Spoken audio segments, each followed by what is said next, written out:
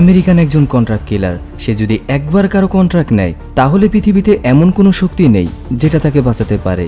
আজ পর্যন্ত তার হাত থেকে একজনও বাঁচতে পারেনি। আর কেই কিলার সেটা সবার অজানা, কারণ সে কোনো প্রমাণ রাখে না। যদি কেউ একবার তার পরিচয় জানতে পারে তার মৃত্যু নিশ্চিত।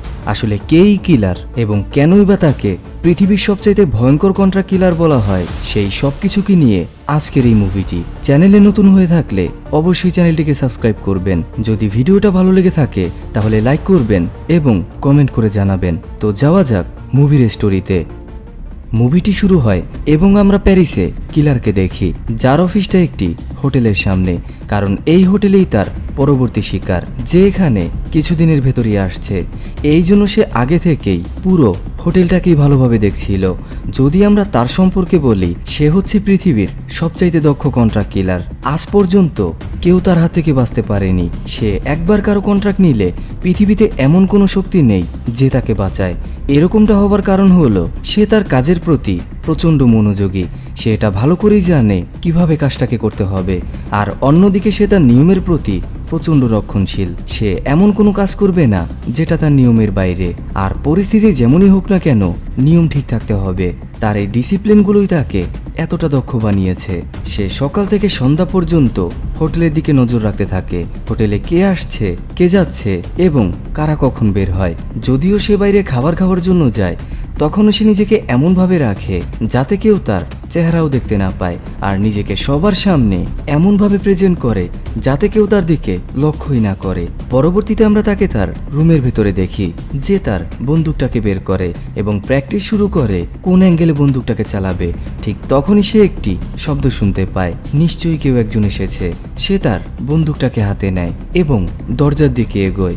কিন্তু সে যখন দরজাটাকে খুলে, তখন আমরা সেখানে একজন পোস্টম্যানকে দেখি, যে সেখানে কিছু লেটার রেখে যায়। কিছুক্ষণ পর আমরা কিলারকে দেখি যে ব্রাশ করছিল, কিন্তু সে সব কিছু এমনভাবে পরিষ্কার করে যাতে কেউ তার ডিএনএও খুঁজে না পায়। সে ঘুমানোর জন্য একটি রুটিন ফলো করে, সে কতক্ষণ ঘুমাবে এবং কোন সময়টায় ঘুমাবে। এমনকি সে তার পালস রেটটাকেও বারবার চেক করছিল যাতে করে তার কাজের ভেতরে এতটুকু সমস্যা দেখা না দেয়। পরবর্তীতে সে যখন ঘুম থেকে ওঠে এবং হোটেলের দিকে তাকায়, সে সেখানে তার টার্গেটকে দেখে। সে তাড়াহুড়ো করে সবকিছু ঠিকঠাক করে। তখন আমরা একটি টেবিলকে দেখি যে সেটা উপরের দিকে উঠায় যাতে করে শট নেওয়ার সময় এতটুকু গড়বড় না হয়। সবকিছু ঠিকঠাক হবার পরে সে নিজের পালস রেটটাকে চেক করে এবং কানের ভেতরে একটি ইয়ারফোন লাগায় যাতে বাইরের কোনো শব্দ তাকে এতটুকু ডিস্ট্র্যাক্ট করতে না পারে। এভাবেই সে অপেক্ষা করতে থাকে তার পরবর্তী টার্গেটের জন্য। কিন্তু সে যতবারই নিশানা ঠিক করে, প্রত্যেকবারই একটি মেয়ে সামনে চলে আসে। সে কোনোভাবেই তার উপরে নিশানা লাগাতে পারছিল না। এভাবেই এমন একটা সময় আসে যখন সবকিছু পারফেক্ট, কিন্তু সে যখনই তার উপর ফায়ার করে ঠিক তখনই মেয়েটা সামনে চলে আসে, যার ফলে ওই মেয়েটা সেখানেই মারা যায়। আর এতক্ষণে হোটেলের লোকেরাও সেখানে পৌঁছায় এবং চারদিক থেকে তাকে ভালোভাবে কাভার করে। তখন আমরা কিলারকে দেখি যে তাড়াহুড়ো করে তার বন্দুকগুলোকে গুছায় এবং যত দ্রুত সম্ভব হোটেল থেকে বেরিয়ে যায়, কারণ সে কোনোভাবেই চাইছিল না তার বিষয়ে কেউ এতটুকু ইনফরমেশন পাক। সে পালানোর সময় তার বন্দুকের পার্টগুলোকে দূরে দূরে ফেলে যাতে কেউ এগুলোকে আর কখনোই জোড়া লাগাতে না পারে। এভাবেই সে একটি এয়ারপোর্টে পৌঁছায় এবং তার একজন পার্টনারকে কল করে। ওই পার্টনার তাকে জানায় এটা তোমার উপরে অনেক ইম্প্যাক্ট ফেলবে, কিন্তু কিলার তাকে বলে আমি সব কিছুকে ঠিক করতে পারবো। আমি যখনই পরবর্তী সুযোগটা পাবো আমি ওকে সেখানেই মেরে ফেলবো, কারণ আমার থেকে আজ পর্যন্ত কেউ বাঁচতে পারেনি। কিন্তু ওই পার্টনার তার কথায় একদমই গুরুত্ব দেয় না, আর কিলারের কাছেও তার কোনো গুরুত্ব নেই। এভাবেই সে এয়ারপোর্টের ভেতরে যায় এবং কোনো রকম একটি ফ্লাইট বুক করে ডোমিনিকান রিপাবলিকের উদ্দেশ্যে। কিন্তু সে যখন প্লেনের ভেতরে ছিল তখন সে এমন একজন লোককে দেখে যে অনেকটা কন্ট্রাক্ট কিলারের মতো, হয়তোবা সে তাকেই মারতে এসেছে।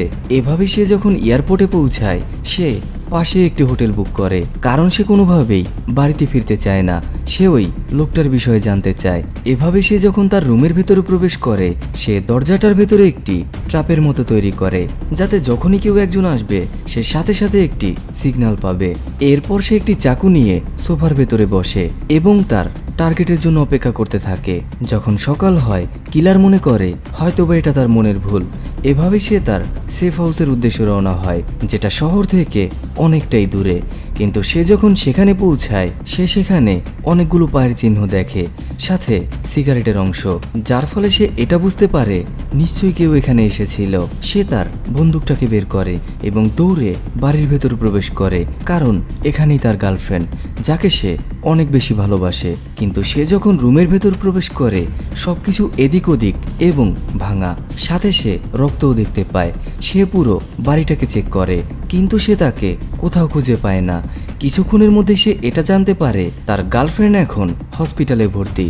এই জন্য সে দ্রুত হসপিটালে যায়। আর এখানেই আমরা তার গার্লফ্রেন্ডের ভাইকে দেখি, যার নাম হচ্ছে মার্কাস। সে তাকে বলে, তুমি যখন এখান থেকে চলে গিয়েছিলে তখন দুজন এসেছিল যারা তোমাকে খুঁজছে। তারা ওকে অনেকভাবে টর্চার করেছে, কিন্তু ও তাদেরকে কিছুই বলেনি। সে অনেকভাবে চেষ্টা করেছিল তাদের হাত থেকে বাঁচার, কিন্তু সে প্রচণ্ড আহত হয়। তবে যারা তোমাকে খোঁজার জন্য এসেছিল তাদের মধ্যেও একজন আহত। পরবর্তীতে সে যখন তার গার্লফ্রেন্ডের সাথে দেখা করে সে কিলারকে সবকিছু খুলে বলে। সে তাকে বলে, তুমি যখন মিশনে গিয়েছিলে তখন দুজন এসেছিল, তাদের মধ্যে একজন ছেলে এবং মেয়ে। তারা আমাকে তোমার বিষয়ে জিজ্ঞাসা করেছে, কিন্তু আমি তাদেরকে কিছুই বলিনি। তখন কিলার তাকে বলে, তুমি কোনো চিন্তা করবে না, কারণ আমি এখন ওদের পেছনে যাচ্ছি। সে হসপিটালের বিল দিয়ে সোজা বাড়িতে চলে আসে এবং একটি গর্তের ভেতর থেকে অনেকগুলো অস্ত্র এবং পাসপোর্ট বের করে আনে, যেগুলোকে সে পুঁতে রেখেছিল। কারণ সে এটা ভালো করেই জানে সে এখন যাদেরকে মারার জন্য যাচ্ছে তারা কতটা ভয়ঙ্কর। এই জন্য তার আরও অস্ত্রের প্রয়োজন। কিন্তু কিলার তাদের বিষয়ে এখনো কিছু জানে না। তবে সময়ের সাথে সাথে কিলার একটি ক্লু বের করে। ওই লোকগুলো ট্যাক্সিতে এসেছিল যেটা গ্রিন কালারের। আর এভাবেই সে কিছুক্ষণের মধ্যে এটা খুঁজে বের করে গ্রিন কালার কোন কোম্পানির। রাত হতেই সে ওই কোম্পানিতে যায় এবং ডেটাবেসের মাধ্যমে এটা জানার জন্য চেষ্টা করে সেদিন কোন ট্যাক্সিটি তার এরিয়ায় ছিল এবং ড্রাইভারকে। কিলার একজন ড্রাইভারকে খুঁজে পায় যে তার এরিয়ায় ছিল, আর এই ড্রাইভারের নাম হচ্ছে লিও। সে লিওর পুরো ইনফরমেশন বের করে এবং লিওকে ফলো করতে থাকে। আর সুযোগ বুঝে সে লিওর ট্যাক্সিতে বসে। লিও যখন কিলারকে তার লোকেশন জিজ্ঞাসা করে সে এমন একটা জায়গার নাম বলে যেটা শহর থেকে একেবারেই দূরে। আর এভাবেই গাড়িটা যখন শহর থেকে বেশ খানিকটা দূরে, তখন কিলার লিওর উপরে বন্দুক তাক করে এবং তাকে জিজ্ঞাসা করে সেদিনের বিষয়ে আমাকে বলো। যখনই লিও বন্দুকটাকে দেখে সে প্রচণ্ড ভয় পেয়ে যায়। এভাবে সে কিলারকে সবকিছু খুলে বলে। সে তাকে বলে ওদের হাতেও বন্দুক ছিল, যেখানে একজন মেয়ে এবং একটি ছেলে। তাদেরকে আমি একটি প্রাইভেট এয়ারপোর্ট থেকে পিক করেছিলাম। এরপর তাদেরকে একটি প্রাইভেট হাউসে নিয়ে যাই যেটা শহর থেকে অনেকটাই দূরে। আমি প্রায় 1 ঘন্টার মতো বাইরে দাঁড়িয়েছিলাম। তারা আহত অবস্থায় ফিরল। আমি তাদেরকে আবারও এয়ারপোর্টে ছেড়ে দেই। এর বেশি আমি আর কিছুই জানি না। সে কিলারকে তাদের শরীরের বিবরণও দেয়। যে মেয়েটা ছিল তার সাদা চুল এবং ছেলেটা লম্বা। কিলার দেখলো বন্দুকের বয়সে তাকে সবকিছু বলে দিয়েছে। তার মানে যদি আবারও কেউ তাকে কিলারের ব্যাপারে জিজ্ঞাসা করে সে তাকে তার ব্যাপারেও বলবে। এই জন্য কিলার তাকে সেখানেই মেরে দেয় আর তৈরি হয় তার পরবর্তী টার্গেটের জন্য। কিছুক্ষণ পর আমরা তাকে একটি অফিসের সামনে দেখি, যেখানে আমরা একজন মহিলাকে দেখি যার নাম ডেলরাজ, যে অফিসে যাচ্ছে। অন্যদিকে আমরা একজন কুরিয়ার বয়কে দেখি যে পার্সেল দিতে ভেতরে যায়। কিলার একটি ডাস্টবিন নিয়ে ভেতরে প্রবেশ করে। অন্যদিকে আমরা কুরিয়ার বয়কে দেখি যে হজ নামের একজনের কেবিনে যায়। কিলার লক্ষ্য করে যদি কেউ অফিসের ভেতর প্রবেশ করে তারপরেও 15 সেকেন্ড পর্যন্ত দরজাটা খোলা থাকে। সে অপেক্ষা করতে থাকে কুরিয়ার বয়ের বাইরে আসার। যখনই সে বাইরে আসে কিলার ওই কেবিনের ভেতরে যায় এবং সর্বপ্রথম বন্দুক তাক করে ডেলরাজের উপরে। ডেলরাজ তাকে হজের কাছে নিয়ে যায়। আর এখান থেকে আমরা এটা জানতে পারি হজি হচ্ছে তার হ্যান্ডলার, সেই তাকে কিলিং কন্ট্রাক্টগুলোকে দেয়। তখন কিলার তাকে জিজ্ঞাসা করে কে আমার গার্লফ্রেন্ডের উপর হামলা করেছে। হজ তাকে বলে আমি তো তোমাকে প্রথমেই বলেছিলাম তুমি তোমার টার্গেটকে মিস করেছো, এই জন্য তোমার মূল্য পরিশোধ করতে হবে। কিন্তু কিলার তাকে বারবার জিজ্ঞাসা করে, আমাকে শুধু ওর নামটাকে বলো। হজ তাকে বলে, আমি এটা কখনোই বলতে পারবো না। তখন আমরা কিলারকে দেখি যে একটি নীলগান বের করে এবং সোজা ল্যাপটপটাকে ভেঙে দেয় এবং তাকে বলে, আমাকে শুধু ওর নামটাকে বলো যে আমাকে কন্ট্রাক্টটা দিয়েছিল। হজ তাকে বলে, আমি এটা কখনোই বলতে পারবো না, আর কেন পারবো না তুমি সেটা ভালো করেই জানো। যেটা শুনে কিলার প্রচণ্ড রেগে যায় এবং ওই নীলগানটাকে হজের বুকের উপরে চালায়, যার ফলে হজ প্রচণ্ড আহত হয়। কিলার তাকে বলে, তুমি এখনো বাঁচতে পারো, তুমি যদি ওর নামটাকে বলো আমি অ্যাম্বুলেন্স কল করব। কিন্তু হজ তাকে কিছু বলবে তার আগেই সে মারা যায়। অন্যদিকে আমরা ডেলরাজকে দেখি, যাকে কিলার বাথরুমে যেতে বলে এবং হাত করা পড়তে বলে। তখন ডেলরাজ তাকে বলে, তুমি আমাকেও মেরে ফেলবে, কারণ আজ পর্যন্ত তুমি কাউকেই বাঁচিয়ে রাখোনি। তবে আমি যদি এভাবে মারা যাই তাহলে আমার পরিবার ইন্স্যুরেন্সের একটা টাকাও পাবে না। তুমি তো আমাকে এমনিতেই মেরে ফেলবে, তাহলে তুমি আমাকে এমনভাবে মারো যাতে সবাই এটা ধারণা করে যে এটা একটি স্বাভাবিক মৃত্যু। এতে আমার পরিবারও টাকাটা পেয়ে যাবে, আর পরিবর্তে আমি তোমাকে ওর নামটাকে বলবো যাকে তুমি খুঁজছো। কিলারও তার কথা রাজি হয়। এরপর সে হজের বডিটাকে ডাস্টবিনের ভেতরে ভরে এবং ডেলরাজকে নিয়ে তার বাড়ির উদ্দেশ্যে রওনা দেয়। ভাবুন, আপনি নিজেই আপনার মৃত্যুর সাথে একই গাড়িতে, আপনি এটা ভালো করেই জানেন তার হাতেই আপনার মৃত্যু, তারপরও আপনাকে তার সাথে যেতে হবে। এটা কতটা ভয়ঙ্কর। পরবর্তীতে তারা যখন বাড়ির ভেতরে যায়, ডেলরাজ তাকে বিভিন্ন ইনফরমেশন দেয়। কিলার যখন ওই কাগজটাকে পড়ে তখন সে এটা জানতে পারে ওর নাম হচ্ছে বিস্ট, যে ফ্লোরিডাতে থাকে।